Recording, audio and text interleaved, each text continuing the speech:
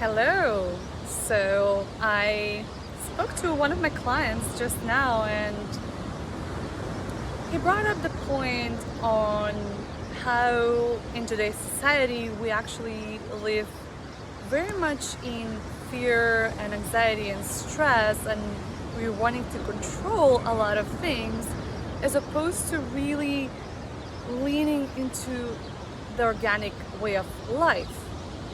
And I got this kind of like metaphor within me, and it was all about like what would happen if you put wind, which is a natural element, it's part of life as we know it on planet Earth. What would happen to wind if you put it just in a box? What would happen to fire if you just put it in a tiny little box and close it? What would happen to water, like the ocean in the back, like you see it, for example, Earth, and so on?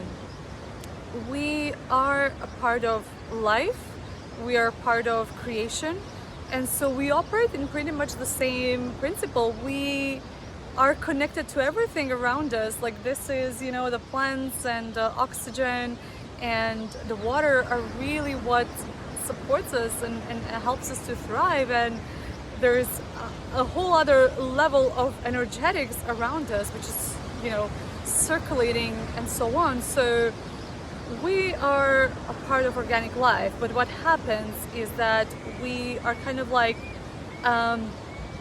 brainwashed with these ideas of, well, you need security because otherwise you cannot raise a family, or you cannot survive potentially, or you will be rejected potentially. So we kind of like try to create this false sense of security by working for something, towards something that's going to be there for us in the long term. Like for example, we are working to accumulate wealth, to accumulate items, to build our own business, to build our savings account, to buy an apartment, where it's kind of like that delayed but very delayed gratification, to the point that it's keeps us stuck in this loop of like, I need to work for something today, I need to work really hard so that at some point I can enjoy my life and really be free.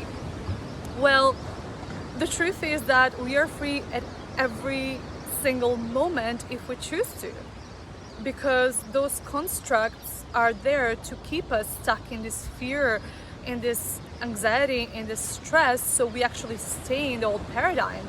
But the new paradigm is really all about tapping into our own self, our own truth, our own energy and innate force and light and gift. So how do we do that? Well, the first thing that I feel is so important is to tell our mind it is safe to just stop right now and trust the process, and just to maybe go into the body, into the desire, and just see what is actually alive in me right now. What do I truly want? So tell the mind it is safe to just take a step back, relax, and trust the process. As an entrepreneur, I had to do this, because there was no plan B, and there was this is actually sand from the beach. So there was a time that I saw my savings going down, and I really had to trust the process of like, there is no plan B, but I don't want to do anything that's not aligned to who I am right now. So I was like, this is the most aligned, that it has to work. So I was like, okay, then trusting means to trust despite when we're in the fear, and despite when we're in the unknown, despite when it's like actually very challenging to even trust it in the moment. So that's when we need to trust and tell our mind it's okay to trust. And then our body is always here with us. We've been blessed with this vehicle, this physical vehicle in our life, to experience so much joy and pleasure through, and beauty. And so we can always go back into our body and be like, actually, what am I feeling right now in my body? Let me reconnect with my body, take a few deep breaths.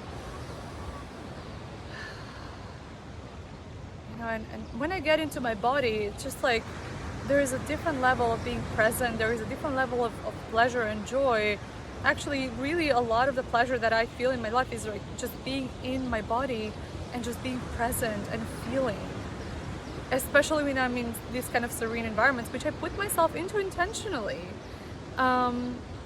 So going into the body and then asking like actually when we go in the body, what's really interesting to notice as well is like notice any contraction, where is the contraction, and just breathe into it and accept it, and also just connect with all the parts of your body. There are other practices for that. I'm not going to go into the depth of it, but the body is really a tool for reconnection and presence, and the breath as well with it.